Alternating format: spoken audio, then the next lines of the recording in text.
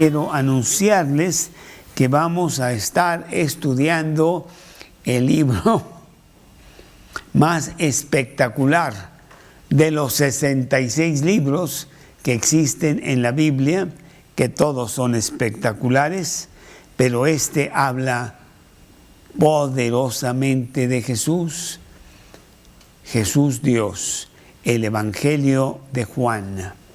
Hoy empezamos a estudiar el Evangelio de Juan. Nos va a llevar algún tiempo ir por todos estos 21 capítulos del Evangelio de Juan, y yo ya lo he predicado anteriormente, pero como que en esta ocasión yo soy el que lo necesito intensamente, como todos, y quiero realmente recordar, repasar, aprender más de este maravilloso libro. El estudio se llama Juan, el Evangelio de Dios. Señor, te damos muchas gracias en esta mañana por darnos la oportunidad de estar en tu palabra, de estar en tus preceptos, de comer intensamente el gran banquete espiritual que tú tienes para nosotros. Bendícenos, danos un estudio poderoso y bonito, y te pido por todas las personas que se están conectando, ya sea aquí o directamente en YouTube, y las que después también verán, oirán el mensaje. Te lo pido en el nombre de Cristo Jesús. Amén. Dios determinó que hubiera 4 evangelios en la Biblia. 3 hablan de la historia de Cristo en la tierra. El 4 habla de Cristo, ¿quién es Él? Es un evangelio diferente. Cristo, Dios. Y los primeros 4 siglos después de muerto Cristo, hubo muchísima controversia acerca de este tema, en donde muchos decían que Cristo era humano, muchos decían que Cristo fue creado, que no fue el eterno Dios de siempre. Pero ya en el siglo IV, pues los cristianos pelearon por todos lados para asegurarse que la doctrina quedara firme, y quedó firme. Cristo es tan humano como tú y como yo, y Cristo es tan Dios como Dios Padre. Cristo, hombre, y Cristo, Dios, en una sola persona, Jesucristo. Y esto es lo que vamos a estar viendo. En realidad, toda la Biblia tiene el tema de Cristo. En el Antiguo Testamento, por todos lados, y ciertamente en el Nuevo Testamento, por todos lados. El enemigo ha tratado de desviar los ojos del hombre de Cristo y ponerlos en otras cosas, inclusive cosas religiosas. Si tú vas a todas las iglesias del mundo, más del 99% de las iglesias del mundo tienen nombres ajenos a Cristo, principalmente a María, la madre de Cristo hombre. Sabemos que Dios no tiene familia, ni padre, ni tío, ni madre, ni abuela, pero muchos han hecho de María la madre de Dios, no la madre de Cristo, y ves iglesias por todos lados. La idea es quitar los ojos de lo único importante, que es Cristo mismo, nuestro Salvador y Señor. Este Evangelio de Juan, con gran fuerza, nos va a hablar constantemente de este Cristo hombre, Cristo Dios. Existe una gran bendición en este libro para todo aquel que lo estudia, lo lee, lo memoriza. Lutero dijo que es la carta de amor al mundo y predicó por muchos años muchos de los pasajes del Evangelio de Juan ahí en Wittenberg, Alemania. Él dijo que si se destruyera toda la Biblia, excepto este Evangelio de Juan y el primer capítulo de Romanos, el cristianismo tendría más que suficiente.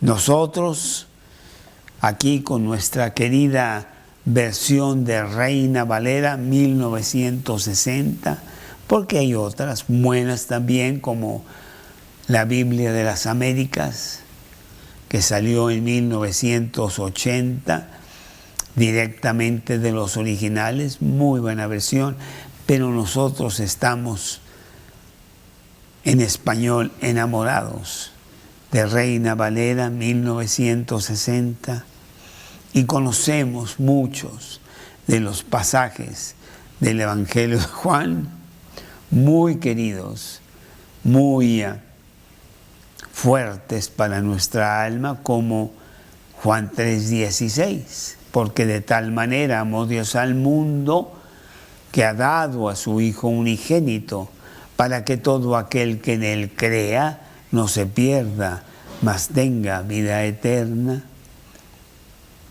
Juan 14:6, yo soy el camino, la verdad y la vida, nadie viene al Padre sino por mí. Juan 10:11, yo soy el buen pastor su vida da por las ovejas. Juan 11:25, yo soy la resurrección y la vida, el que cree en mí, aunque esté muerto, vivirá.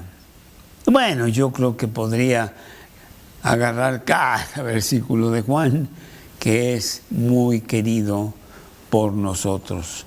Y ciertamente Juan 17:3, y esta es la vida eterna, que te conozcan a ti, el único Dios verdadero, y a Jesucristo, a quien has enviado. Ya dijimos que el Evangelio de Juan es muy especial sobre los otros tres evangelios, que son los llamados evangelios sinópticos. Dan datos, dan eventos. Este evangelio es mucho más doctrinal.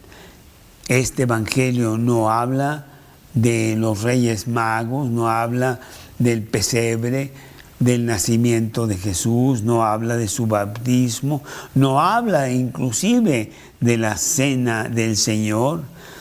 No hay parábolas que tomen tanto espacio como lo vemos en los otros tres evangelios. Tiene pasajes importantes que no están en los otros evangelios.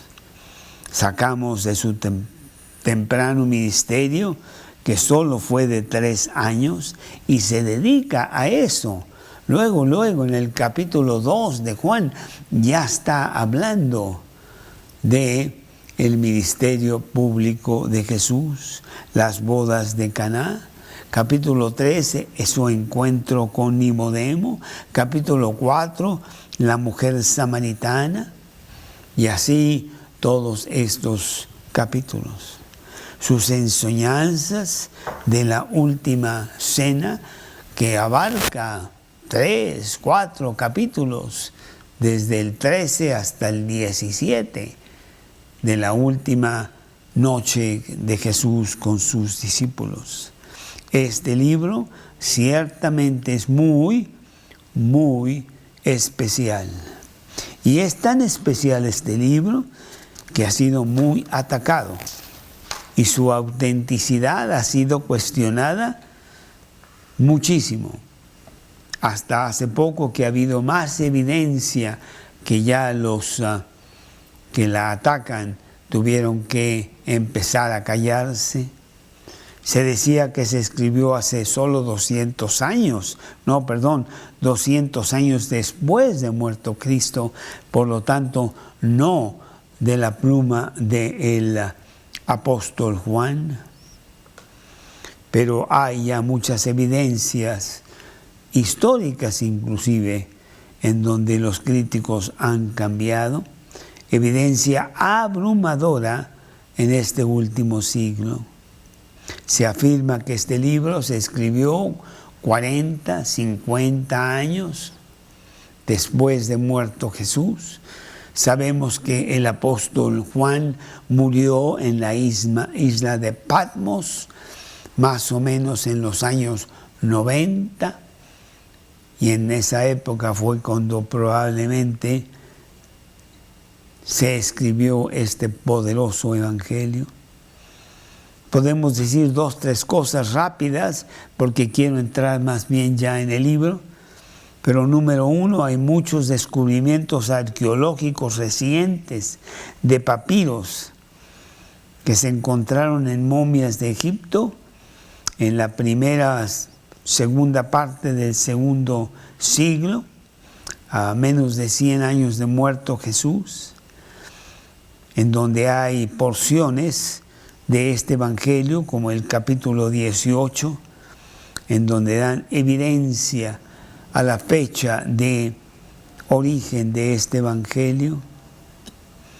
Rollos del Mar Muerto encontrados en 1947, donde se describen los primeros capítulos de Juan, y este libro con el lenguaje arameo del primer siglo. 2, geografía que está descrita en este libro, algunos lugares que se mencionan en los evangelios, tanto en este como en los demás, como Betsaida, el Pretorio, Betania, pues coinciden, pero hay otros descubiertos como existentes que no se mencionan, como Efraín, Sicar, el pórtico de Salomón, Betania del Jordán. El descubrimiento de Betsaida fue contundente ahí en el capítulo 5, de Juan, que habla de el lago de Betsaida. Enón, junto a Salim, capítulo 3, versículo 23. Todas esas descripciones geográficas confirman la autenticidad de este evangelio. Bueno, pero ¿qué tiene que ver esto con el libro espiritual? Bueno, que el propósito de Juan es que esta evidencia nos lleve a creer. Primera de Juan, capítulo 1, en el versículo 1, Primera de Juan, mero arriba a la izquierda, Primera de Juan, capítulo 1, mero abajo, acá, a ver.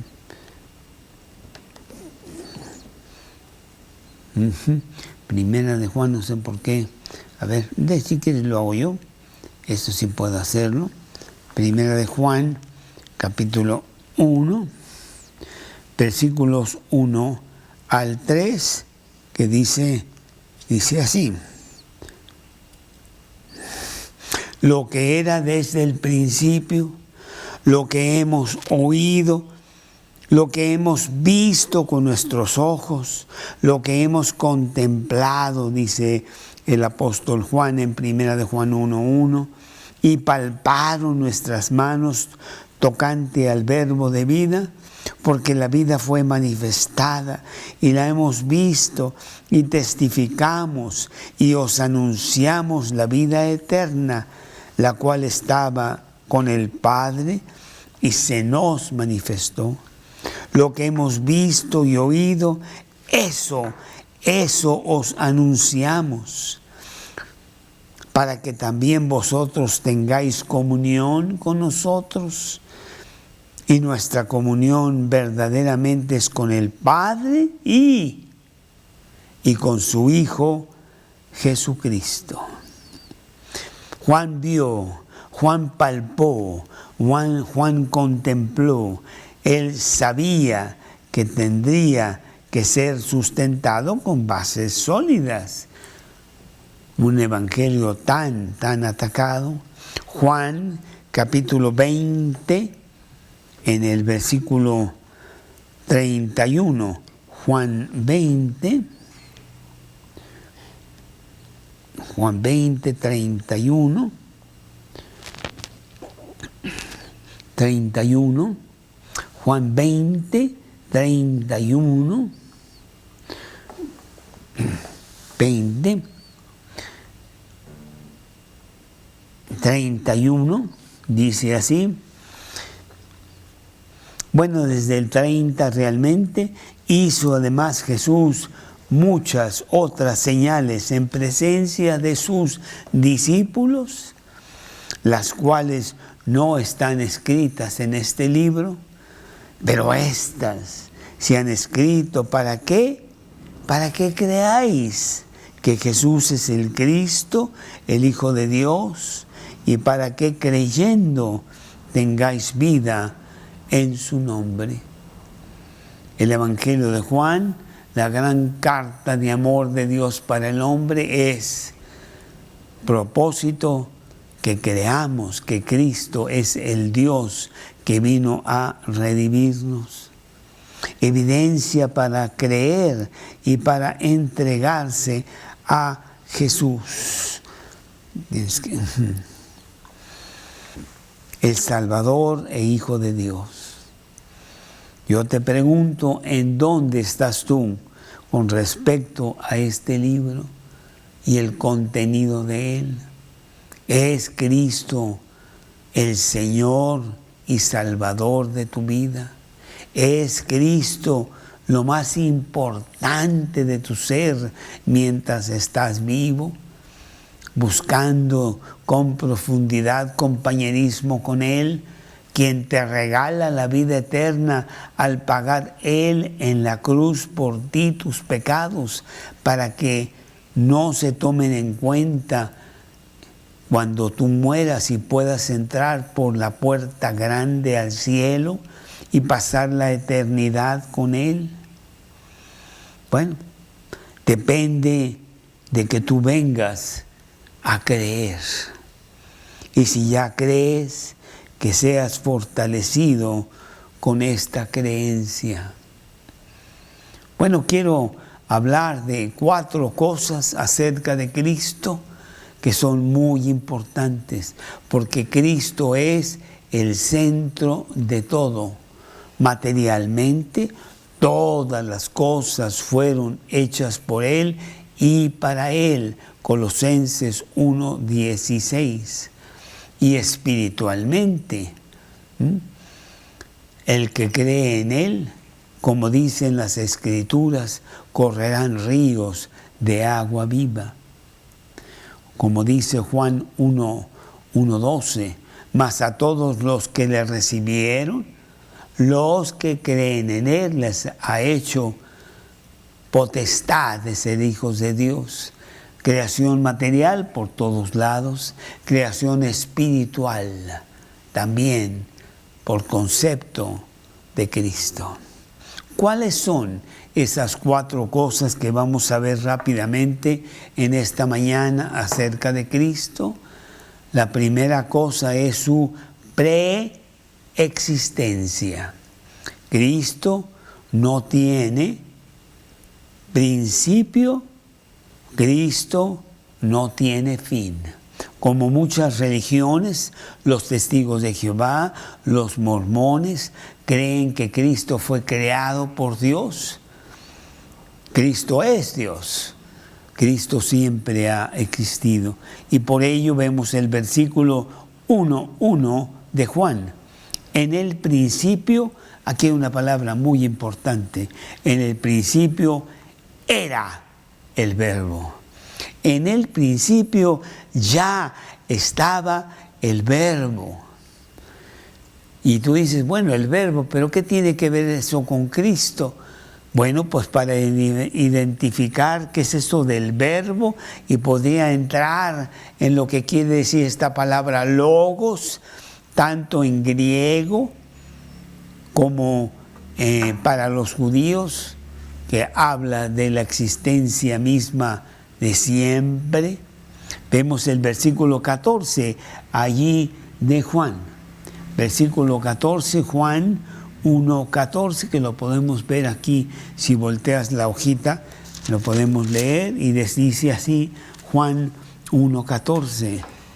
Y aquel verbo, ¿cuál verbo? Ah, el que era en el principio. Ok, ya entendí. Versículo 1, versículo 14. Estamos hablando de lo mismo.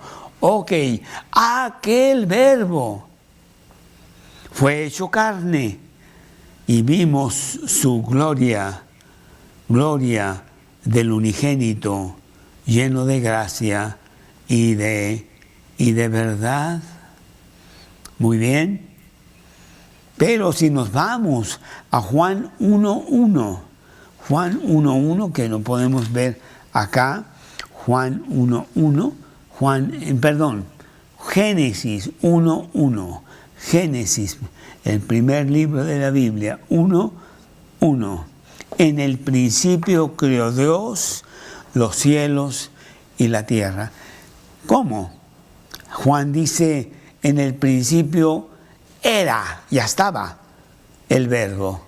Juan 1:1, en el principio creó aquello que era, se dispuso a crear. La preexistencia de Cristo. Cristo ha existido siempre. Hebreos capítulo 1, versículo 1 y 2. Hebreos capítulo 1, versículo 1 y 2. 1:1, que dice así: Dios, habiendo hablado muchas veces, de muchas maneras, en otro tiempo los padres por los profetas, en estos postreros días nos ha hablado por el Hijo, a quien constituyó heredero de todo y por quien asimismo hizo el universo, el cual, siendo el resplandor de su gloria, la imagen misma de su substancia, y quien sustenta todas las cosas con el poder, con la palabra de su poder. Cristo preexistente. Que no te digan que Cristo tuvo creación, de la preexistencia de Cristo. Número 1. Vamos a ver el número 2, que es la coexistencia de Cristo. Dice Juan capítulo 10, versículo 30, yo y el Padre uno somos. Realmente Cristo y el Padre son lo mismo. Claro que entra el misterio de la Trinidad, en donde la aritmética de Dios es muy diferente a la aritmética del hombre. Nosotros contamos 1, 2, 3 y Dios cuenta 3 en 1. Cristo coexistente con Dios mismo. Nos vamos a Primera de Juan, en el capítulo 5. A ver, vamos aquí a Juan capítulo 5.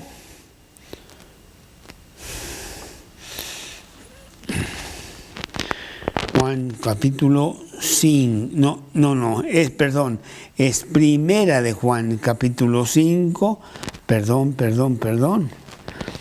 Primera de Juan, capítulo 5, y creo que es el versículo 7.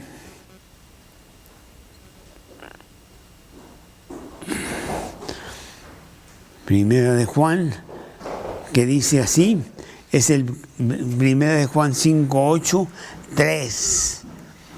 No, sí, es Primera de Juan 5, 7, porque 3 son los que dan testimonio en el cielo: el Padre, el Verbo, aquí habla de Cristo como el Verbo, y el Espíritu Santo, y estos 3 son uno. Entonces encontramos que Cristo coexistió, Cristo coexiste, Cristo coexistirá. ¿Me cambias la página, por favor? Hasta acá, para atrás. En el principio era el Verbo era con Dios. Aquí está, el Verbo era Dios.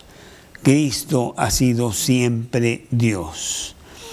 Este era en el principio con Dios, coexistencia con el Padre. La tercera cosa que queremos ver acerca de Cristo, que también es muy importante, es la existencia en sí mismo.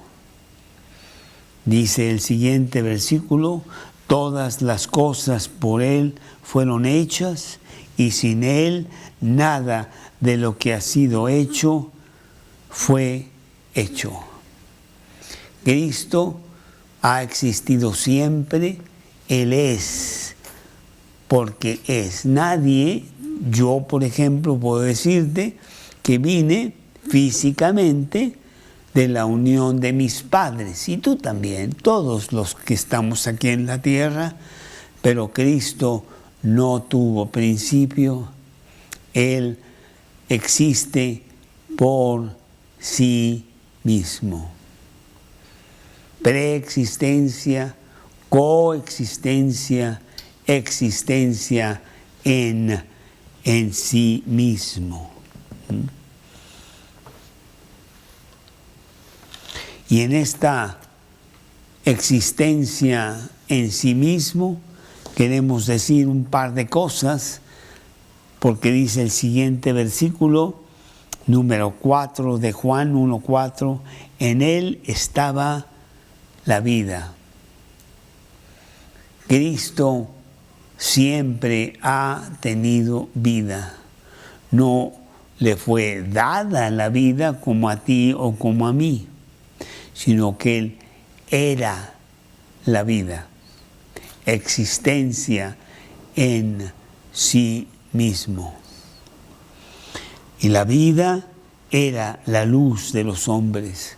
Fue Cristo que le dio vida a los hombres, pero a Él nadie le dio vida. Él es la vida. Y dice aquí, la vida era la luz de los hombres. Dios se manifiesta en intensa luz, la Shekinah de Dios, una luz intensa, resplandeciente, que muchos en el Antiguo Testamento vieron. ¿Te acuerdas en el desierto cuando los judíos iban peregrinando por el desierto? Moisés había construido bajo instrucción específica de Dios el tabernáculo de Dios. En ese tabernáculo Dios existiría en medio de su pueblo. En el centro de ese tabernáculo estaba el templo hecho movible de oro. Había el lugar santo y luego el compartimiento del lugar santísimo, en donde estaba Dios con su pueblo. Por la parte superior de ese tabernáculo salía durante el día humo, para que todos los judíos vieran la realidad de Dios entre ellos. Y en la noche era fuego el que salía hacia arriba de ese templo. Cuando ese fuego o ese humo durante el día empezaba a moverse, quería decir que había que partir de donde estaban establecidos en ese momento. Rápidamente recogían todas sus cosas y empezaban a marchar. Y bueno, no era tan rápidamente. Eran 3 millones de personas las que estaban en el desierto, y Dios los estaba guiando por el desierto con su Shekinah, la luz de los hombres, porque la luz en las tinieblas resplandece y las tinieblas no prevalecieron contra ella, dice Juan capítulo 1 en el versículo 5. Después lo vemos también en el templo de Salomón, en donde al terminar el templo, el humo de Dios, la gloria de Dios, llenó el templo al punto de que no podían ver los que estaban en el templo con tanta densa nube que se había formado allí. La gloria de Dios, la luz resplandeciente, maravillosa de Dios, que prevalece y opaca totalmente la terrible oscuridad, principalmente de la tierra, en donde hay pecado, en donde hay rechazo de Dios, en donde hay total desvío de los principios de Dios. Luz. Entonces, en la existencia de Cristo en sí mismo, Él es la vida. Él es la luz. Por eso dice Juan 14:6, yo soy el camino, la verdad y la vida. Yo soy la vida. Yo soy el que da vida por todos lados. Y esa vida se manifiesta como luz a los hombres. Y cuando estuvo aquí en la tierra, pues vimos esa luz con mucha intensidad. Y ahora la vemos en la vida de los cristianos. Pequeñas luciérnagas que van llevando la luz en medio de esta terrible oscuridad en donde está ahora el mundo. Juan capítulo 8, versículo 12. Yo soy la luz del mundo. El que me sigue no andará en tinieblas, sino que tendrá la luz de la vida, dice el versículo. Preciosos versículos que nos dan la realidad de la importancia que tiene Cristo en la Biblia y en las cosas de Dios. Sin Cristo no hay nada. Él es el Salvador, Él es todo.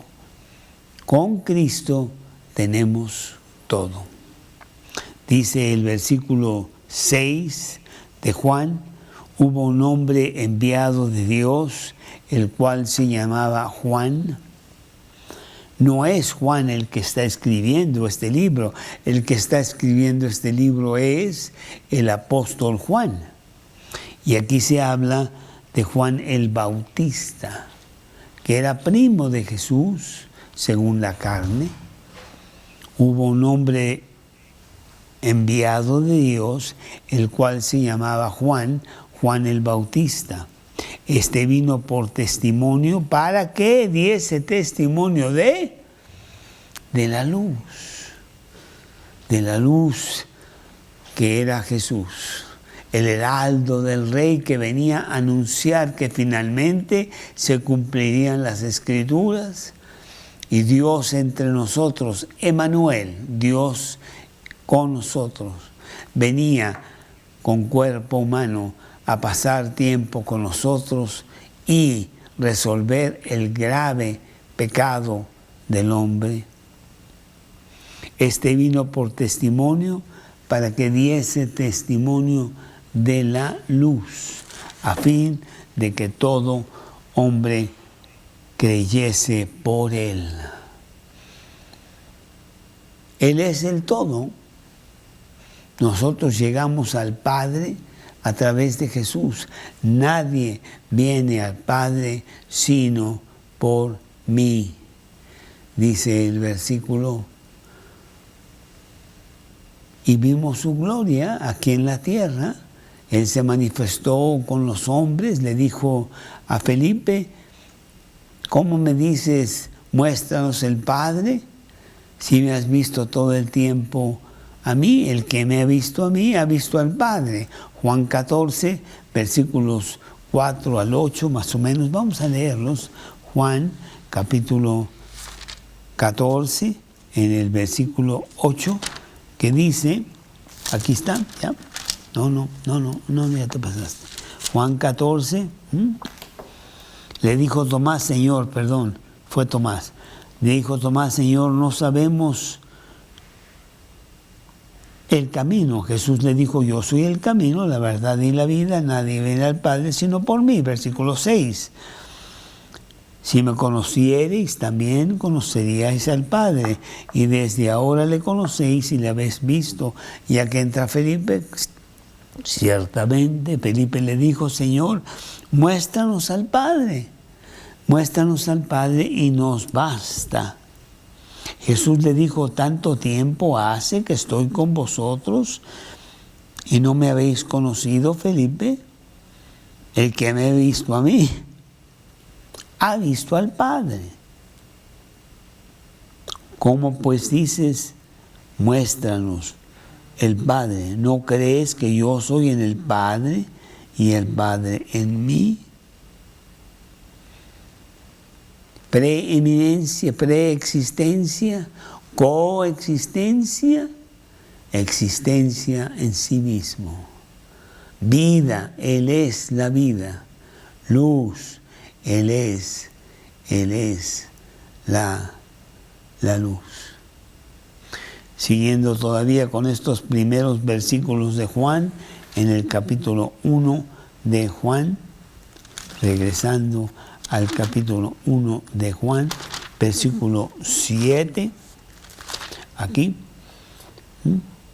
versículo 8. No era la luz, está hablando de Juan el Bautista, quien vino a dar testimonio de él. Algunos creyeron que él era el profeta que venía, el Mesías prometido, y él dijo, no soy yo. Yo no soy digno ni siquiera de desatar la correa de su calzado. No era él la luz, sino vino para que diese testimonio de la luz. Aquella luz verdadera, versículo 9, que alumbra a todo hombre, venía a este mundo. Se había prometido que el Mesías venía a arreglar el terrible problema del hombre que había comenzado allá en Génesis 3, cuando Adán y Eva decidieron desobedecer a Dios y comer del fruto prohibido de un árbol que era igual a todos los demás árboles, pero que Dios había puesto como una prohibición para probar al hombre. Ellos comieron, cayeron en pecado y por lo tanto estaban destituidos de la gloria de Dios. Pero Dios había prometido que vendría un Redentor. Allí en Génesis capítulo 3, versículo 15, Génesis 3, versículo 15. Pondré enemistad entre ti y la mujer, entre tu simiente y la simiente suya. Esta te herirá en la cabeza y tú le herirás en el calcañar.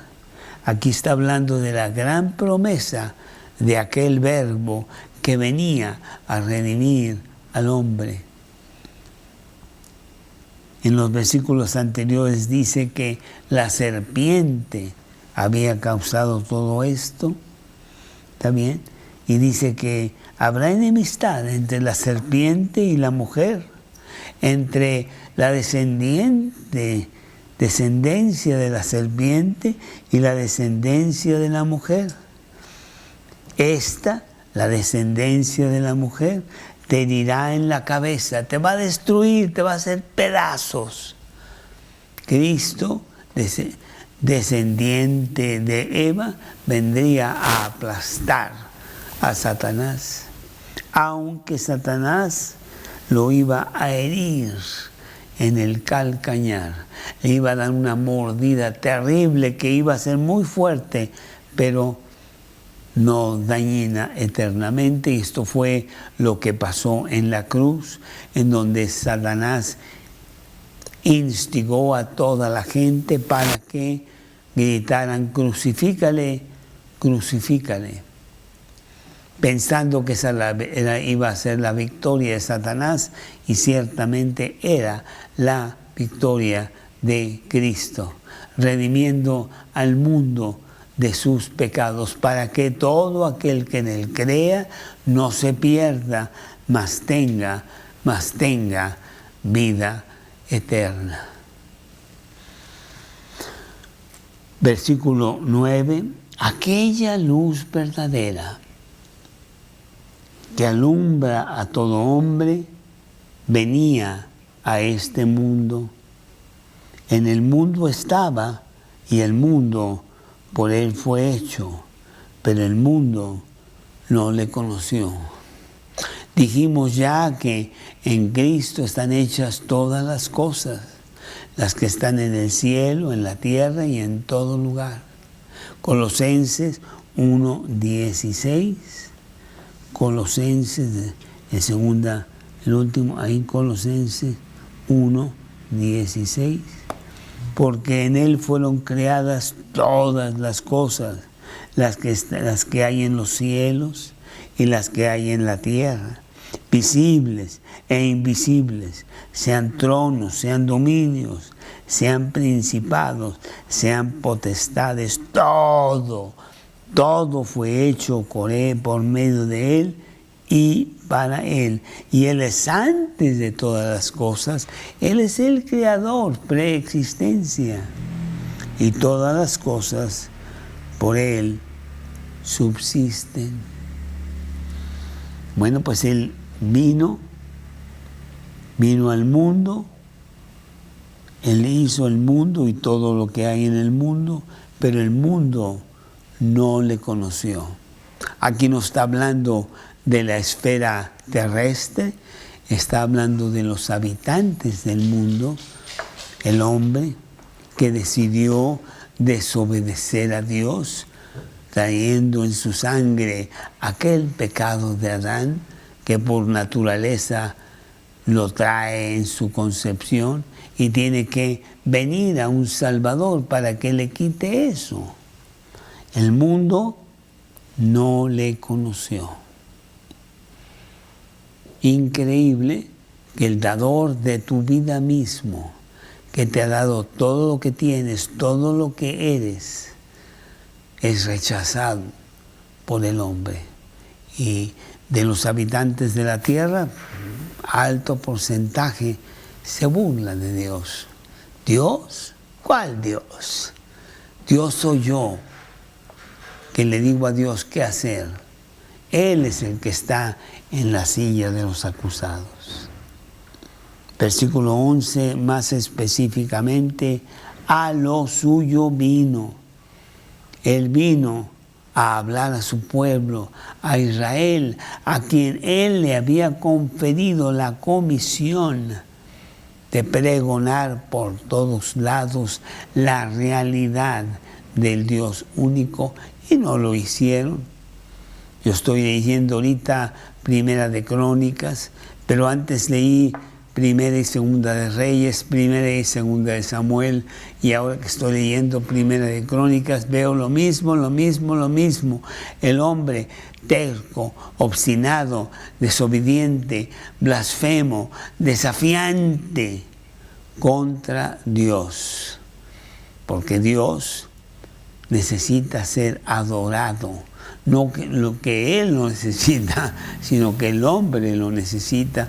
Pero el hombre se adora a sí mismo, a lo suyo vino, y los suyos, Israel, no le recibieron. Si Cristo viniera hoy a la tierra, ¿sabes qué pasaría? Lo mismo que pasó antes. Sería rechazado por el mundo, sería rechazado por Israel. Versículo 12, la gran esperanza del Redentor, que sí vino a pesar de ser rechazado.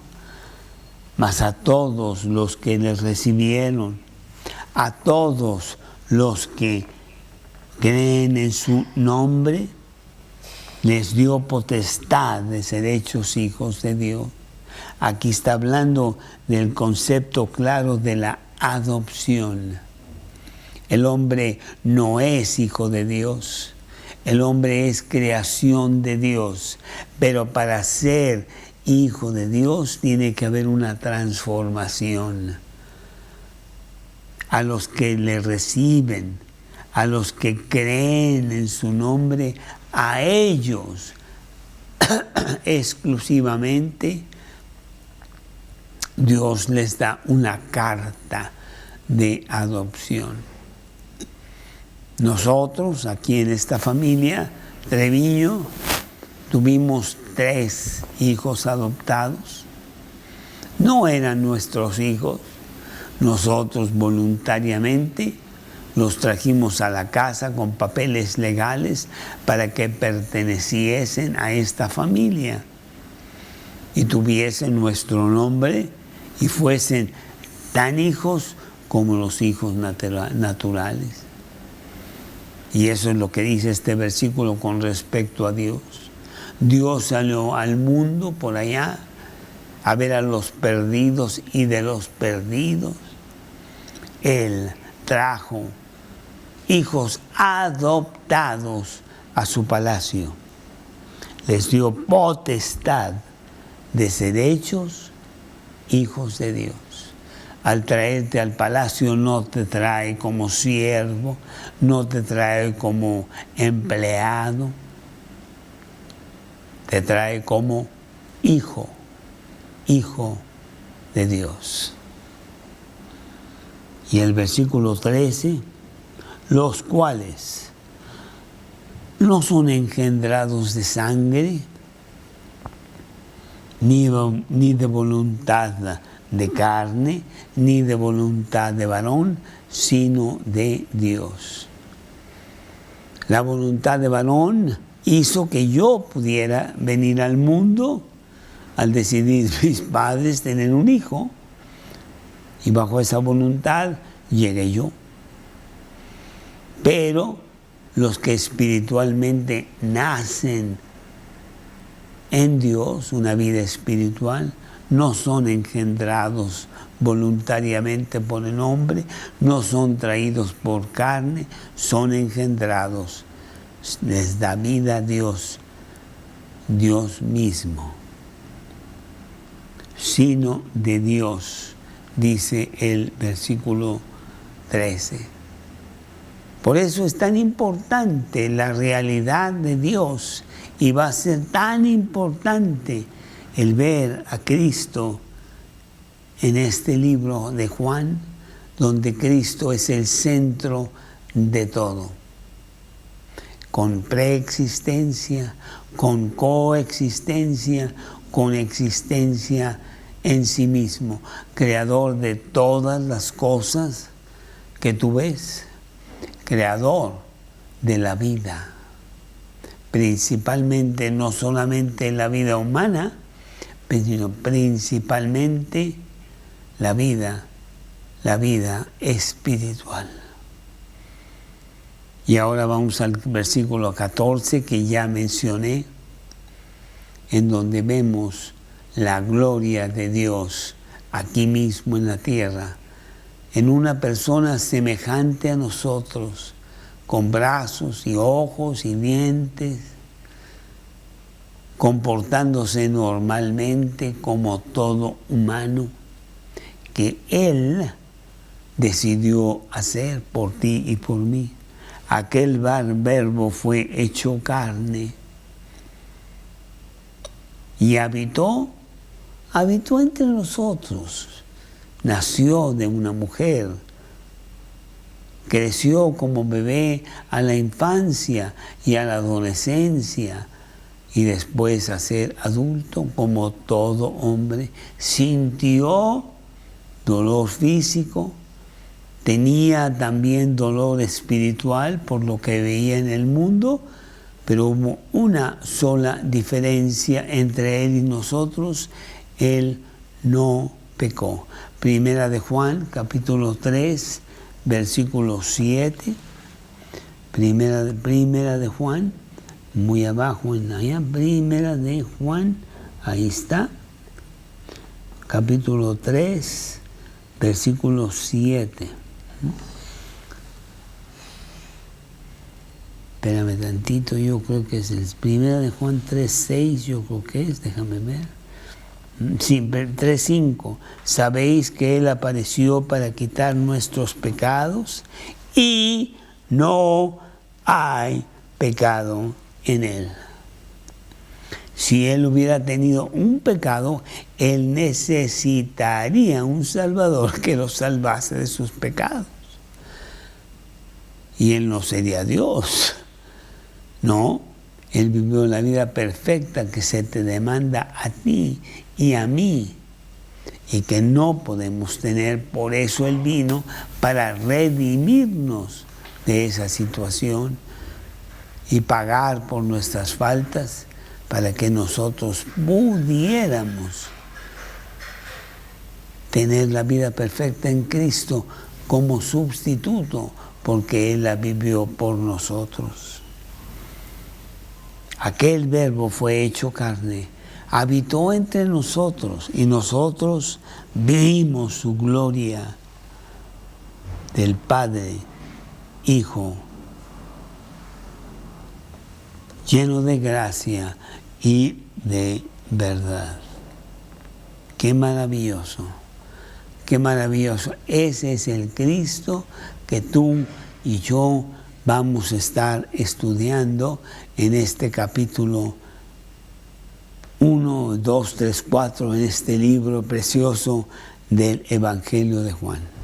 Y como decía, sí nos va a llevar un buen número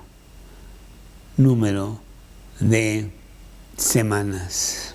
Yo te aliento, yo te motivo a que estés aquí para ver a Jesús, lo más importante, el Salvador del mundo, el Salvador de tu alma, el que hizo que tú pudieras tener la posibilidad de tener comunión con el Padre y entrar al cielo y estar ahí por toda la eternidad con Él.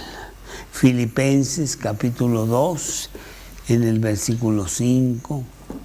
Filipenses 2, 5. Vamos a ver. Filipenses capítulo 2, versículo 5. Dice así: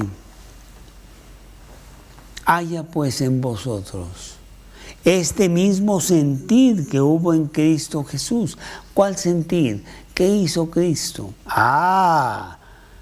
El cual, siendo en forma de Dios, estando en su gloria, en su trono como Rey de reyes y Señor de señores, No estimó el ser igual a Dios como cosa a que aferrarse, sino que se despojó a sí mismo, tomando forma de siervo, hecho semejante a los hombres. Él tomó un cuerpo humano, la humillación de un cuerpo humano. Y dice la Biblia que estando en esa humillación de cuerpo humano, como el tuyo, como el mío, estando en la condición de hombre, se humilló a sí mismo, haciéndose obediente hasta la muerte. Porque la paga del pecado es la muerte. Sin derramamiento de sangre no se hace remisión. Cristo tenía que morir. Sí, pero hay de muerte a muerte. Esta fue la muerte más cruel, más terrible que pudiera experimentar el hombre, que ha inventado el hombre, haciéndose obediente hasta la muerte, y muerte de cruz. Y allí en la cruz, Él gritó, consumado es. La cuenta está pagada de cualquier hombre que quiera venir a tomar este pago para sí. Ese es Cristo, ese es el Cristo del cual estaremos hablando, el Rey glorioso del universo y al mismo tiempo el hombre humillado que fue llevado a la muerte por hombres como tú y como yo, y se dejó llevar porque era importante que Él pagase por ti y por mí. Ese es el Cristo del cual vamos a estar hablando aquí en Juan en las siguientes semanas. Y otra vez, el propósito de todo el libro de Juan. Juan 20, capítulo 30 y 31. Juan 20, 30, que dice así. Estas cosas hizo Jesús en presencia de su... Hizo además Jesús muchas otras cosas, señales en presencia de sus discípulos, las cuales no están escritas en este libro. Pero estas se han escrito para que creáis que Jesús es el Cristo, el Hijo de Dios, y para que creyendo tengáis vida en su nombre. Ese es el propósito del libro de Juan. Creer en Cristo, creer en el Salvador. Él es Dios. No me hables de Dios, háblame de Dios y de Cristo. ¿Quién es Dios? Muchas personas como que quieren evitar el nombre Cristo. Bueno, yo hablo de Dios, una fuerza, algo allá que sí creo en todas las cosas. Pero Cristo, un hombre como tú y como yo, que vivió hace 2000 años y fue muerto en manos de los judíos y de los romanos, Él, el Señor, el dueño del universo, sí. Y de eso queremos estar seguros y estar bien firmes en Él. Ese es el cristianismo, cristología, Cristo. 20. Pero al finalizar esta plática, quiero preguntarte, ¿cómo estás tú con Cristo? ¿Cuál es tu situación con Jesús? ¿Crees en Cristo como el Dios Todopoderoso, pero no te has entregado a Él para que sea el dueño y Señor de tu vida? Pues no hay nada. Él o es Señor de todo o no es Señor de nada, como lo dice Romanos 8. Entonces, ¿dónde estás tú? Cristo debe ser el Salvador y dueño de tu vida. ¿Lo es? Pues yo quiero hacer una pequeña oración para que tú reconfirmes eso que tú dices tienes, y tú que no has aceptado a Cristo en tu corazón, es tiempo que sea el Salvador y dueño de tu vida. Ese hecho de hacerlo el Salvador y tu vida te da la vida eterna, el boleto al cielo, el borrón de tus pecados, para que entres al cielo en los méritos de Él, porque en tus méritos nunca entrarías. Cualquiera que guardare toda la ley y ofendiere en un solo punto, se hace culpable de toda. Santiago 2:8. Entonces, ¿cómo estás? Vamos a hacer una oración. Si tú no tienes a Cristo en tu corazón, yo te pido que hoy lo invites. Hoy es el día aceptable. Hoy es el día de salvación.